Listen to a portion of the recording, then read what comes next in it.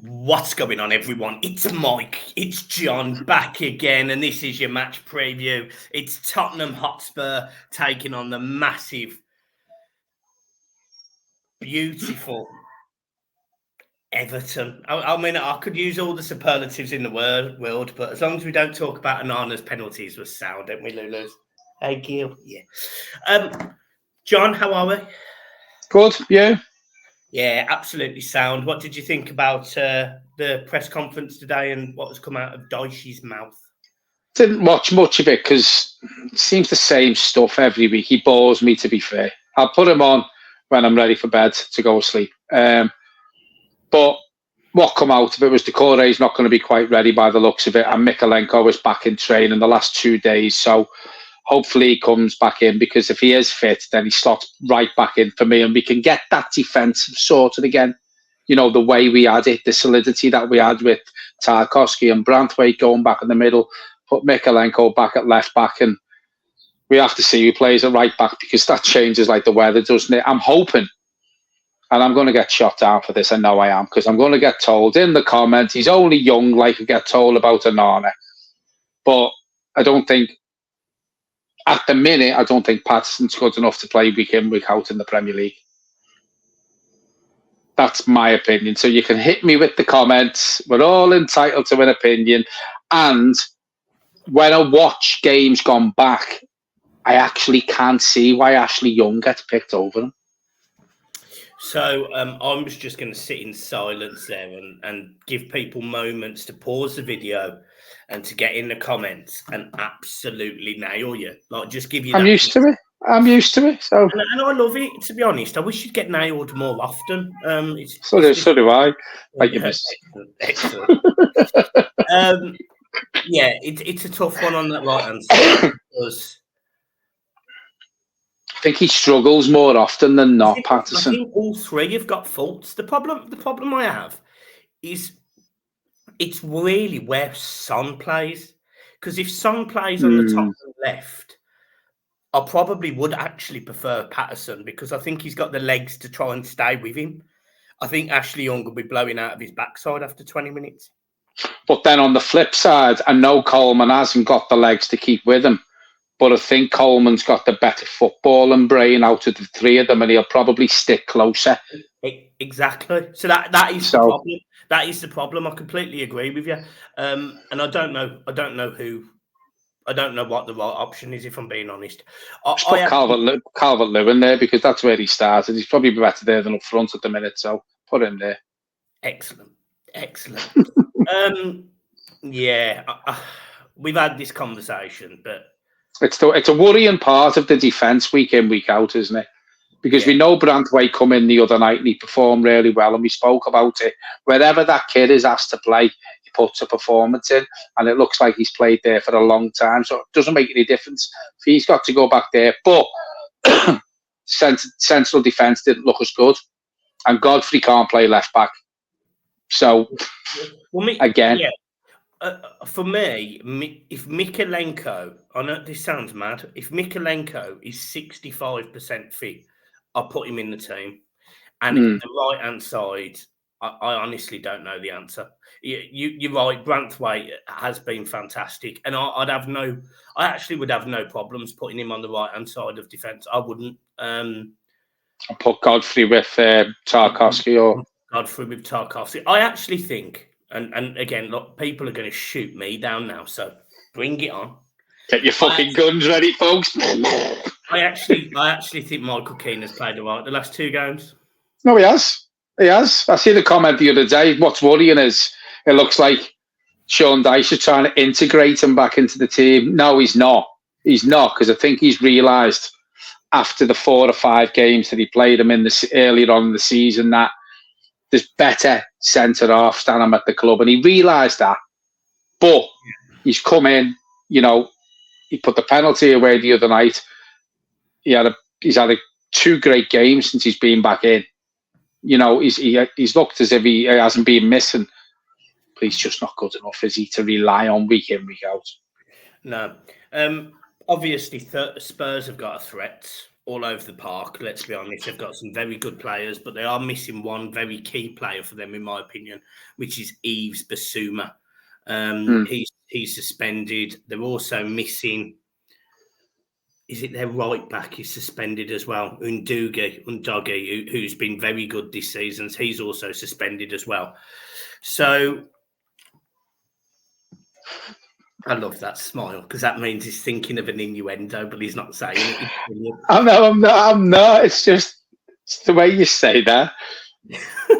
Like they don't even sound the same. And Doogie and Doggy. You may as well cut it and call it Catty. You know.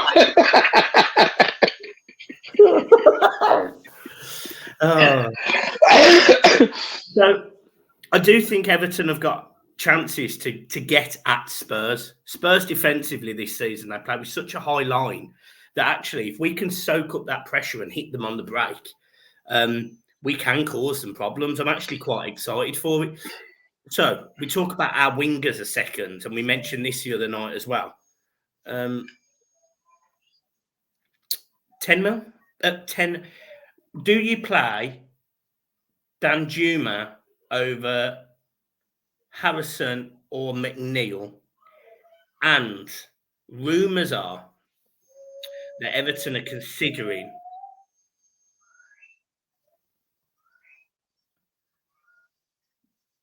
what I can't remember what I was going to say. I thought my earphones had gone off then. I was sitting here that long. I'm losing the plot because I'm trying to remember what I was about to say.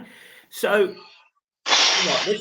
who would you start? Danjuma, McNeil, or Harrison, or Dobbin? What's your two? What's your wing? Let's actually do your team. Let's do your team. What's the 10 outfield players? That's what I went to say. Pickford, obviously Pickford, without a doubt. Mikalenko. Not in the 10. When you say what's your team, you tit. Right. Mikalenko, Tarkowski, Branthwaite.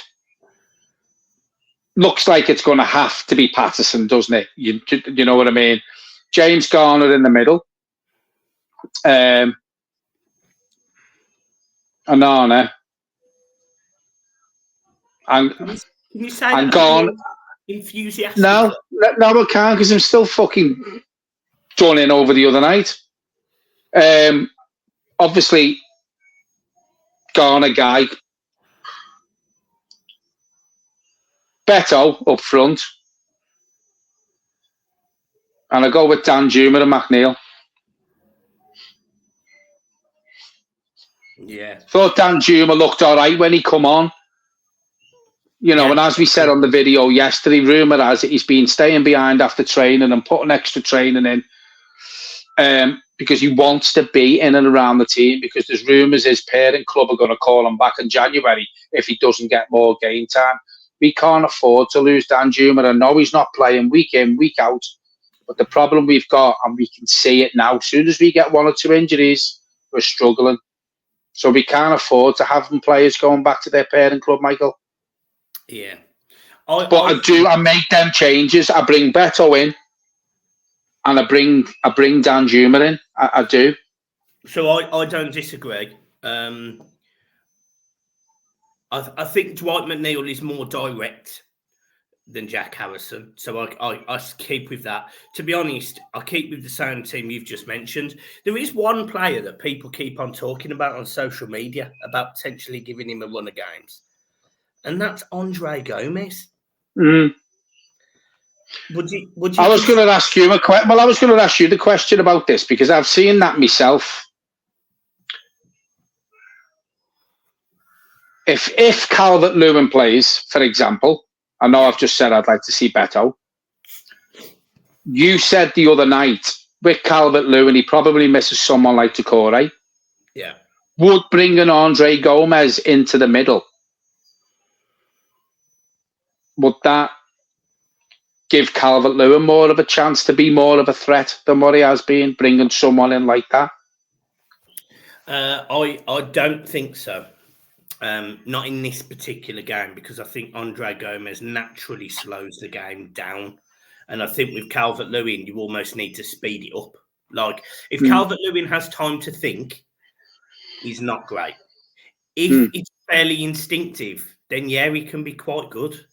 But maybe Andre Gomez will give us them through balls for him to run the channels. Because we haven't got anyone who's allowing Calvert-Lewin to do that. When was the last time he ran the channel? Oh, mate, it's going to be Villa, isn't it? And that through ball, I think, come from James Garner, if I remember. Yeah, I mean, it's a tough one, John. It's a tough one. My only worry is going up against a very aggressive Spurs side. And this is where Andre Gomez does come into my thinking, is you're going up against an aggressive Spurs side. You've got James Garner, who works, he tackles, he does everything. Very good player. He starts. Then you've got Onana, who I thought he had a shocker against Fulham the other night. I thought he had a shocker. Irrespective of the penalty, I thought he was horrendous. He didn't look very good at all. So I hope that doesn't get in there. And then you've got the Idrissa Gana Gueye, who for the first 25 to 30 minutes, I thought, yes, good performance. And then after that, I don't think he found an Everton pass all game. So Andre Gomez coming into this team does make sense from the keeping the ball and playing the through balls and all of that. It's a bit more flair, isn't it? It is. My problem is, though, it's on the transition. He's fine when you get the ball into him and the team's in front of him and he can play that pass and he can... But it's on the counter-attack. He's got to turn, probably beat a midfielder from Spurs and then also play the pass. And I don't know if I trust him to do that with so long out. Who does that if he doesn't play? James Garner, hopefully. If he's not too busy defending and covering Garner and Onana, because he has been.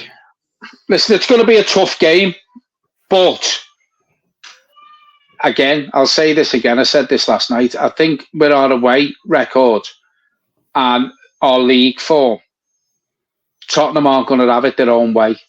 They're not. And, you know, you say they're very aggressive, but Everton can be aggressive as well, Michael. Yeah. They can. Onana can put a foot in. James Garner can put a foot in. Jack Harrison, if he plays, is very capable of tracking back and tackling back. He does a lot of running, as you've said. We've seen McNeil playing left attacking fullback the last couple of games. He hasn't looked that bad. So we can be aggressive as well. Tarkowski at the back, you know, they've looked strong. Obviously, they look stronger when we've got that settled back four that we've seen over recent weeks. So we can be dogged and we can be strong in the tackle, Michael. So I agree with you. And all of those reasons you've just mentioned is why I don't think Everton lose this game. I don't think we lose this game, but I don't think we win it either. I think it's a draw. No, I don't. I think it's 1-1. Yeah, agreed. I think it's going to be 1-1. I think Spurs will probably score first. And then I think Everton will get a corner or a free kick. We've got the most goals scored from corners and free kicks this season. And I think our height and our physicality in their box will get us a goal. And I think it'll be 1-1. I don't think it'll be a good game to watch. I think Everton will be very clever at making sure that Spurs are going to have the ball. But as a result of that, they're going to be so far up the pitch. They're going to be so far in Everton's half. They're going to leave gaps all over it. And Everton, just at times, will just keep probing them gaps, just keep finding them players. For me, I think that's the way Sean Dyche likes to set up, though. Yeah, I think we will be very deep and we'll soak the pressure. And he likes to hit teams on the break because we've got players now with a bit of pace. McNeil, Doucouré can bring Onana can bring the ball forward. Garner can pick a pass out, as you said before. He's probably the most flair player we've got. Harrison's got a bit of pace. So I think that's the way Dyche sets up and plays. And there's not many teams that can counteract that. We've just got to do it right at the right time. Yeah. And if we do, I do think we score. I do. I think we get a 1-1 draw out of it. I think we're very capable of scoring there, Michael. Yeah, well, I do as well. And when you look at the stats, it suggests that Everton can go and score there. It suggests that Spurs concede goals, and it suggests that Everton can score some from set pieces. So, yeah, I do think we score.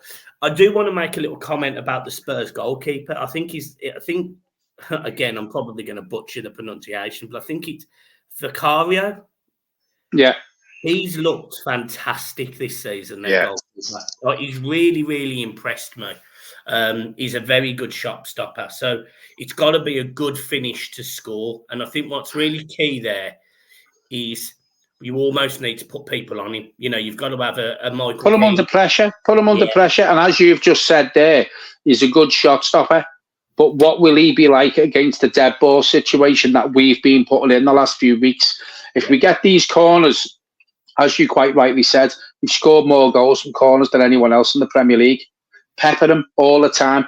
Get on them close. Put the ball in the mix right where it should be to put him under pressure. And let's see how he deals then, because he's a good shot stopper. But you can have a good shot stopper, but you can also have a keeper that struggles on dead ball situations. Let's see what he's like there. There's one person to talk about for obvious reasons, and that's Richarlison. He's scored a couple of goals in his last game. I think he's got 3 and 4 now.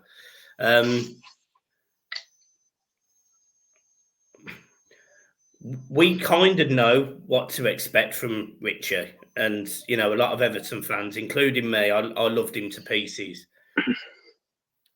I'm not worried about him. He's hit a bit of form at the wrong time, hasn't he? Yeah, but I'm not. With them goals. No, it doesn't worry. It doesn't worry me. At the end of the day, these Everton players are going to know how he plays, and it's not hard to fathom out how Richarlison plays, really, is it? Because he's probably doing the same sort of thing at Tottenham, what he done at Everton. Everton players will know how to counteract that. Yeah. So he doesn't worry me. Son worries me more. Kulusevski worries me more. Yeah. Yeah. Players like that. Kulusevski's been absolutely brilliant last few weeks, and that does worry me. I actually wouldn't be as worried if Mykolenko was playing, but we don't know for definite. I think Mykolenko comes straight back in. Yeah, for me, agreed. But if he doesn't, and it's a Ben Godfrey or a Dwight McNeil playing wing back, then yeah, it terrifies me, to be honest. Yeah, Son and Kulusevski worry me more than what Richard, and that's not taking nothing away from Richie, because as you say, we love the man to bits. He loves Everton. It's pretty obvious he loves Everton. You know what I mean? He was brilliant for us. Probably kept us up one of the relegation seasons single-handedly, to be fair. So we've got a lot to thank him for. But he's not unplayable. No. By any stretch of the imagination. No. Okay. So we think 1-1. Yeah, I think that's about it. Sounds awful, but I almost don't want to overcook this preview, because I think it's going to be a tough game. I think we all know it's going to be a tough game, but I think we've just almost got to get back in that zone again, haven't we? You know, it was disappointing Tuesday night. It was disappointing, but we almost have to just forget about it now. You know, Well, I hope the players haven't. I think me and you were probably so guilty of overcooking the Fulham game. We were both very confident, were we? And yeah, you know, we should have won it in the 90 minutes. I think we should have won that game in the 90 minutes. But, you know, it's gone. Hope the players have got it out the system. I think Sean Dyche is the sort of manager who won't let the players dwell on that. Yeah. You know, get it out this system. It's gone. Move on. Sort these league games out. Look forward to the FA Cup starting in a month or two or whatever it is. You know, it's gone now. We would have been playing the red shite anyway. So, you know, fuck knows what would have happened there. You've got to beat everyone to get to the final, John. You've got to beat everyone. Well, you have. And, you know, I think did it work out? We were at home, second leg, was it? Yeah. As well. But, you know, so Goodison in a second leg against them, anything could have happened. But, as you quite rightly say, let's not dwell on it. It's gone. Anana's forgiven. He has to pay the fans back now with a top performance for that penalty missed the other night. And I'm sure he will. It's done. Yeah. Yeah. John, love it. Love that grit, that determination, that passion. Them wrinkles in that forehead just there, just above your glasses line. You can see him. It looks like a massive M. It's terrible. You never guess you were 64 years old, would you? Yeah. I'll tell you what. You won't look my age. You won't look my age. You won't look as good as me when you're 49. I bet I do. You'll probably be dead by then if you carry on eating the way you do. You know what? Do you know what was hilarious? Is we did the video yesterday, and at the end you say I work for Avon, and some of the comments in yesterday's video were laughing at that. It was brilliant. What an ending! But doesn't it prove that people do watch our videos to the end as well, which is a great thing. So thank you very much for that. And as Michael always says, don't forget the like and subscribe button as well, because the channel is doing well at the minute. Yeah, it's doing all right. It's doing all right, and it's all down to you guys. So yeah, we'll see you for the match reaction. Excuse me. Up the toffees. We're back. We are back up the toffees. Get back in that taxi, you bellend. See you later.